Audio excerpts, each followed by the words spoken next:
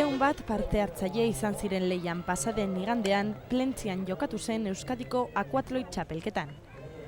Probaren 6. ekitaldian 5 kilometro korrika eta beste bat igerian bete behar izan zituzten triatletek. Gazteluondo parkeko zirkuituari egindako lehendabiziko bi itzulietan Iker Ruedak hartu zuen aurrea. Indartsu hasi zen, baina bera egin zuen gero Plentziako itsasadarraren uretan. Bere atzetik Jon Unanue, proba honetan eskarmentu handia duen triatleta eta gerora garaipena eskuratu zuena. 17 segundoko abantailarekin sartu zen Iker Rueda uretan. Alde horri eutsi ezin ordea eta atzean gelditu zen gero 57 zenbakiduna. Emakumezkoetan Lucia Garate izan zen azkarrena aurreneko 2 kilometro terdiak egiten.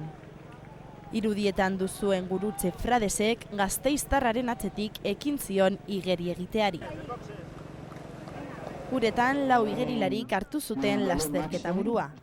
Jonathan Florenziok, Iban Lopezek, Peru Alfarok eta Jon Unanuek. Borroka polita izan zuten laurek lehen postua eskuratzeko ahaleginean.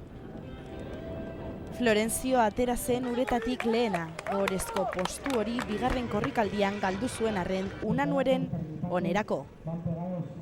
Arrate Mintegi gasteiztarrak korrika egindako aurreneko 2 kilometro terdietan galdutako distantzia berreskuratu zuen Plentziako itsasadarrean. Uretatik aurrena atera zen eta postu horri eutsi zion bukaerar arte.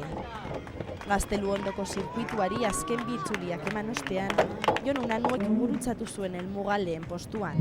Zarauztarra izan da azken 5 urteetan txapeldun Plentziako akuatloian. Sartu naiz uretan bigarren, eta nire aurkari gogorrenak ni baino 10 segundu berandu sartu dira ustet, hor gutxi gara bera eta harrapatu dira bide erdian uretan, 500 metro edo ninjoanean.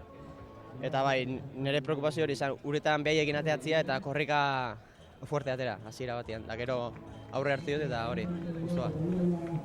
Bere atzetik Peru Alfaro Hernaniarra eta Iban López Erriosarra sailkatu ziren.